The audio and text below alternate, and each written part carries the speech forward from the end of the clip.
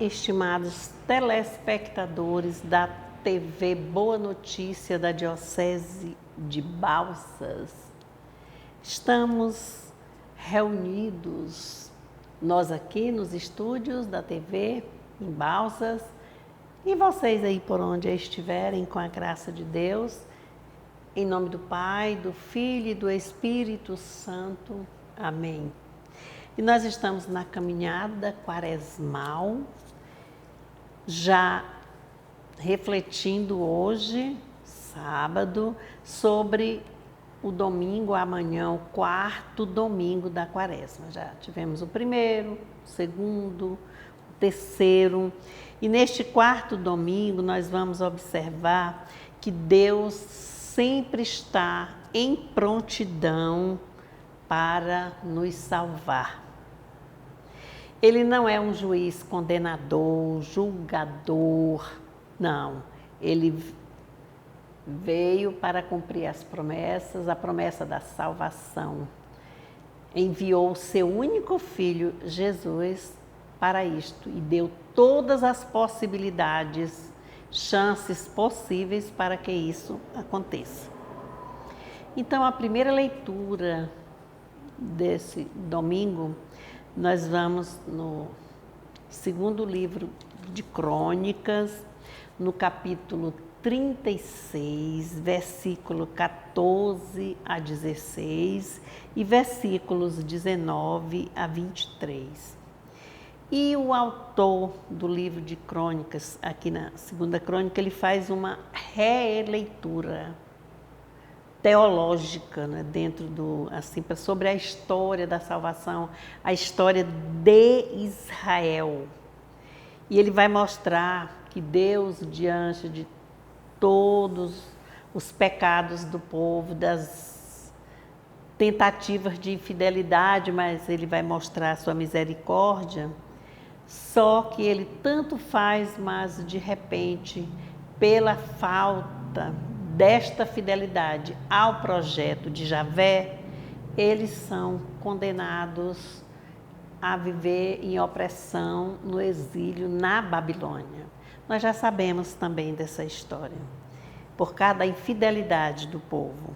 Mas como nem tudo está perdido, e Deus continua com a sua misericórdia, né? Ele é fiel às promessas com Davi, promessas com Abraão, e ele atende ao povo por amor, por vontade de ver tudo resolvido, todo mundo salvo. Então ele já planeja um momento para que haja a reconstrução do templo que foi profanado. E com essa reconstrução do templo é também preparado um momento para a libertação desse povo, o retorno do povo à sua terra. Aí toda a esperança continua vivificada neste povo, né? Em comunhão com Deus. E assim nós vamos fazer uma leitura em casa, segundo livro de Crônica, no capítulo 36, versículos 14 a 16, 19 a 23. Já o texto que compõe a segunda leitura é da carta de Paulo aos Efésios, no capítulo 2, versículos de 4 a 10. E aqui nós vamos mostrar assim, Paulo mostra para nós, leitores, duas formas contrastantes de viver. Uma delas é viver sem Cristo. Não aceito. É viver na vida pagã, nas desigualdades, nos conflitos, nas injustiças. Numa falta de opção de vida, numa instabilidade. A outra forma é de viver em Cristo Jesus. E foi para isso que Deus deu o seu Filho, foi para a nossa salvação. E Deus, que é rico em misericórdia, zeloso, cuidadoso, Ele é doador da graça. Então, essa graça é derramada sobre cada um de nós no respeito, na fidelidade, nas ações, de acordo com a palavra de Jesus Cristo. O Santo Evangelho, porque o Jesus Cristo aqui é no sentido de vida, então foi duas opções de viver, uma sem Cristo e a outra em Cristo. O Santo Evangelho hoje vai ser também, como no domingo passado, é o Evangelho de João, mesmo estando no ano B, ano do Evangelho de Marcos, que mostra quem é Jesus e que Jesus ensina no caminho. Mas aqui, em momentos assim festivos, ou de penitência mesmo, nós vamos ao Evangelho de João, capítulo 3, versículos de 14 a 21. Então, nós vamos fazer a leitura, essa proclamação do Evangelho de Jesus Cristo segundo João. Glória a vós, Senhor. Naquele tempo, disse Jesus a Nicodemos: do mesmo modo como Moisés levantou a serpente no deserto, assim é necessário que o Filho do Homem seja levantado, para que todos os que nele crerem tenham vida eterna. Pois Deus amou tanto o mundo que deu o seu Filho unigênito, para que não morra todo o que nele crê, mas tenha a vida eterna. De fato, Deus não enviou o seu Filho ao mundo para condenar o mundo, mas para que o mundo seja salvo por ele. Quem nele crê não é condenado, mas quem não crê já está condenado, porque não acreditou no nome do Filho unigênito. Ora, o julgamento é este: a luz veio ao mundo, mas os homens preferiram as trevas à luz, porque suas ações eram más. Quem pratica o mal odeia a luz e não se aproxima da luz, para que suas ações não sejam denunciadas. Mas quem age conforme a verdade aproxima-se da luz, para que se manifeste que suas ações são realizadas em Deus. Mas quem age conforme a verdade aproxima-se da luz, para que se manifeste que suas ações são realizadas em Deus. Estas são para nós palavras da salvação. Glória a vós, Senhor. Irmãos e irmãs, prestemos bem atenção, vou deixar aqui aberto para a gente ir buscando lá alguma coisa.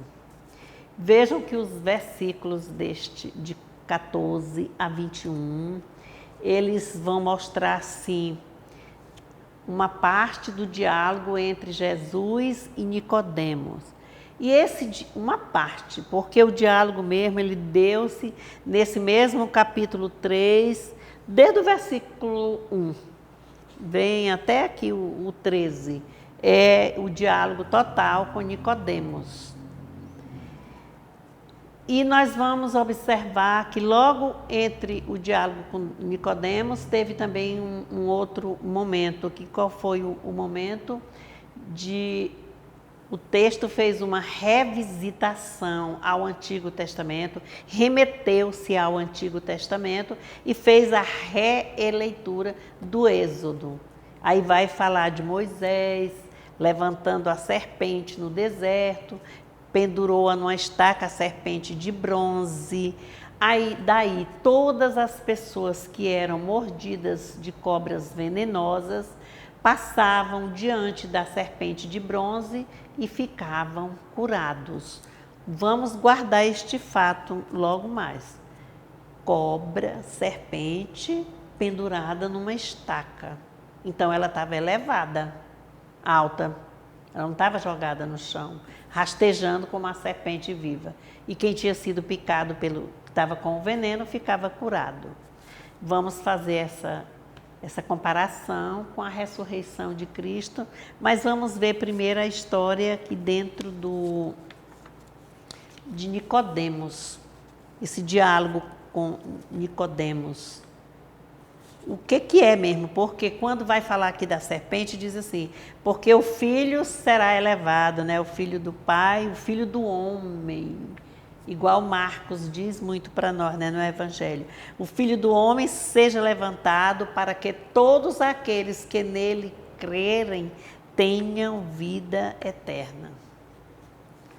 É assim, de uma forma tão clara que às vezes a gente passa despercebido quando faz a leitura pequena. E aí o Nicodemos, eu vou lembrando assim, quem puder tirar um tempo, leia o capítulo 3, até esses versículos agora, o 21, para entender mais um pouco sobre quem era o Nicodemos. Nicodemos, ele era um homem ilustre, ele era da elite do judaísmo, quer dizer, era um judeu fariseu, e ele era membro do Sinédrio. E o que é o Sinédrio? É o Supremo Tribunal, aquele que julgou e condenou Jesus à morte. No domingo passado nós fizemos um pouco de reflexão naquele que condenou também. Então Nicodemos é considerado o mestre de Israel. Só que muitas coisas ele desconhecia.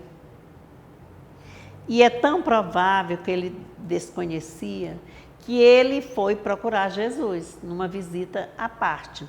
Porque ele, na pessoa dele, ele acreditava que Jesus era mestre e estava vindo de Deus mesmo, ele acreditava.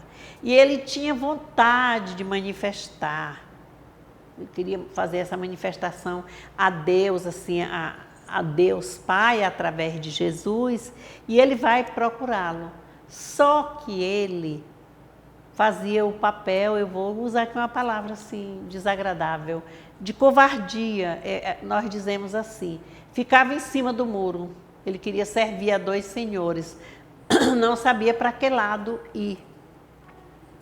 Por isso que se diz que tinha muitas coisas, ele era considerado mestre, mas tinha coisas que ele não sabia. E nós vemos assim que Nicodemos representa a figura que todos nós somos. Sabem por quê? Porque nós pretendemos ser também fiéis ao projeto de Deus, mas às vezes nós não somos e também não sabemos o que fazer ou que estratégias, que formas assim a gente descobrir para poder chegar lá. Nicodemos entendia que Jesus era mestre, mas ele não se desligava do Sinédrio. E ele ficando ligado ao Sinédrio, ele estava do lado da condenação de Jesus. Ele estava, por isso que tem essa leitura aqui. Ora, o julgamento é este: a luz veio para o mundo, mas os homens preferiram as trevas à luz, porque suas ações eram más. Quem pratica o mal odeia a luz e não se aproxima da luz para que suas ações não sejam denunciadas. Nicodemos continuou no Sinédrio, então estava do lado das trevas. Ele não se aproximou da luz. O Sinédrio todo foi trevas, é tanto que condenou Jesus e milhões de pessoas para morrer, porque era o Supremo Tribunal. E o Nicodemos, permanecendo lá, jamais ele ia ser a favor de Jesus. E observamos aqui, lá quando ele diz, lá nas perguntas que Nicodemos faz a ele, que ele diz assim, é preciso que eu seja elevado ao alto. Ele tem uma passagem também que ele fala, é preciso renascer de novo. Ele não diz nem renascer, é preciso nascer de novo, na água e no Espírito. Aí ele diz assim, quem é da carne, é na carne, quem é do Espírito é do Espírito. E ele não entendia muitas coisas, por isso que falamos aqui há pouco, nem tudo ele sabia, mesmo como mestre, que ele perguntou, e o que é nascer de novo? Como se disser assim, eu preciso entrar no útero da minha mãe? E aí Jesus responde para ele, né, que ele não tinha entendido e que era preciso essa nova vida.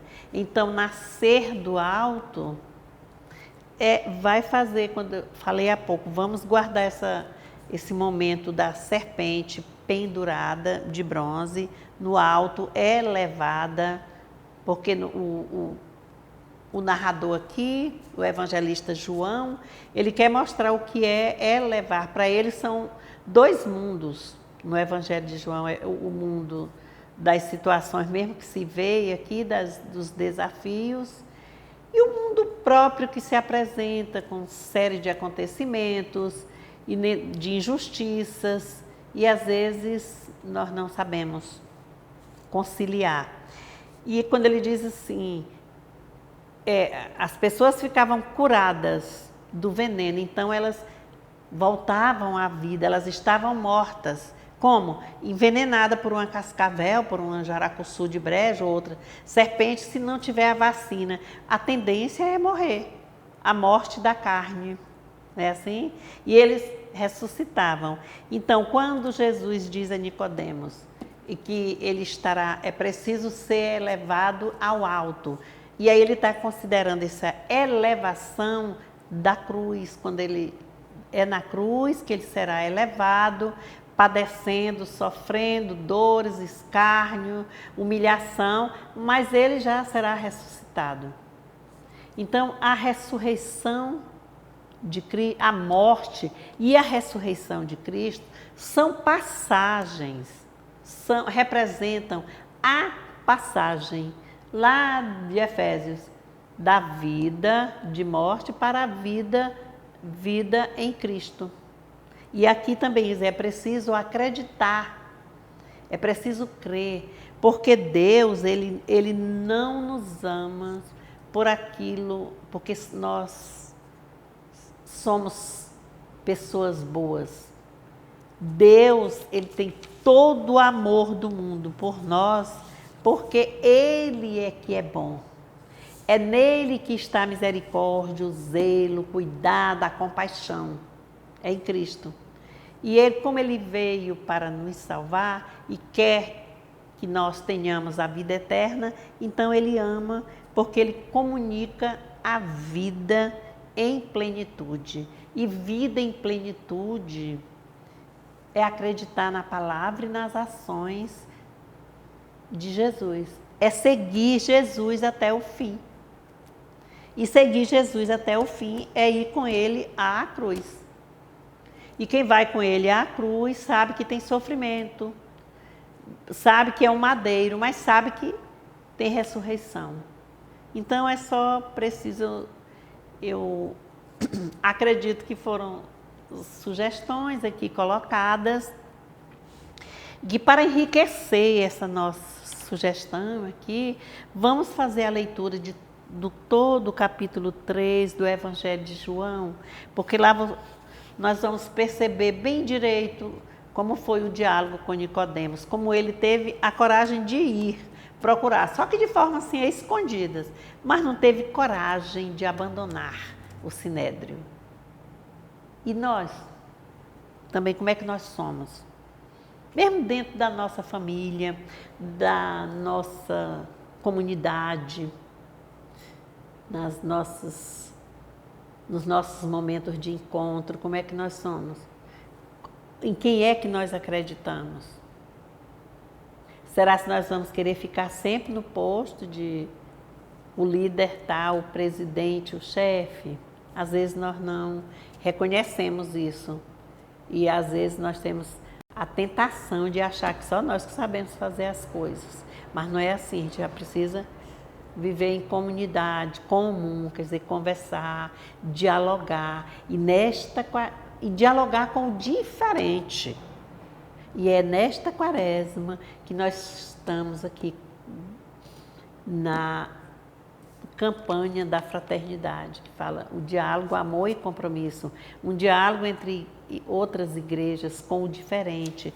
Nós vimos o que foi que aconteceu agora, né, com a visita do nosso Papa Francisco, né, a países totalmente com outras religiões, como foi bem recebido. Eu já tive a oportunidade de ver a igreja onde foi celebrada a missa, assim, passando assim o vídeo, ou dei vontade de estar lá assim, só para filmar, bem assim, para ver assim de perto, assim, uma beleza fora do comum.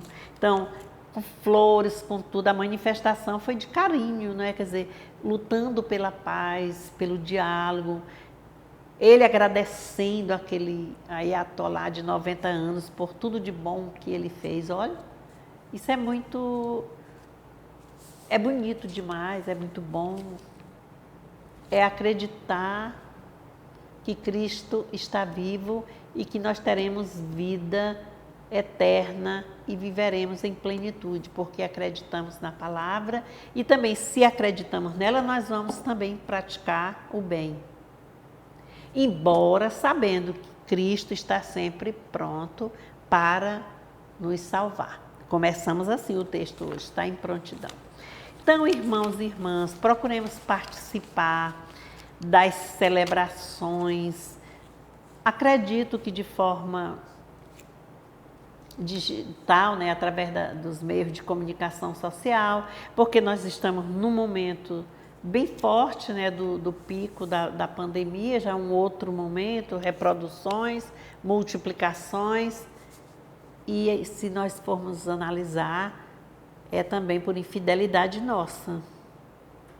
Porque o vírus bem pequenininho já se transformou tanto, aí nós esquecemos da proteção divina, nós teremos, mas é preciso a gente também se proteger com as regras e orientações da OMS, a Organização Mundial de Saúde, de lavar sempre as mãos com sabão, de evitar, sobretudo, aglomerações. É um momento que nós estamos isolados socialmente, assim, vamos evitar mais as festas. Olha, quando eu comecei minhas catequeses, né, quando eu era criança, eu lembrava que a gente, meu Deus, o período da quaresma era um período assim reservado mesmo para o jejum, para não comer carne, mas aí já sabe que não comer aquela carne, que é para partilhar aquilo que ia gastar na carne com outros que estão precisando. E nós temos muita gente precisando da nossa palavra de conforto, do nosso sorriso. A gente não pode nem dar, não é assim agora com a máscara, mas é preciso da nossa bondade. Os olhos brilham quando a gente faz ações generosas, quando nós somos misericordiosos também, porque Deus é misericórdia e Ele está o tempo todo acolhendo, nos abraçando. Vamos fazer de novo, olhando para o céu, entregando-nos. Entrego-te meu dia, Senhor, e é assim que nós vamos fazendo. Mas vamos falando palavras boas, treinando. As palavras boas mudam a vida de cada um de nós.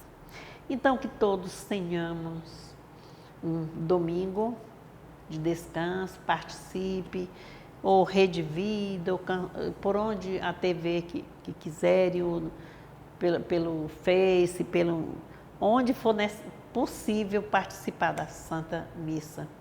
E acompanhar leituras, ou então leiam, e agora com tudo, no celular você encontra a explicação.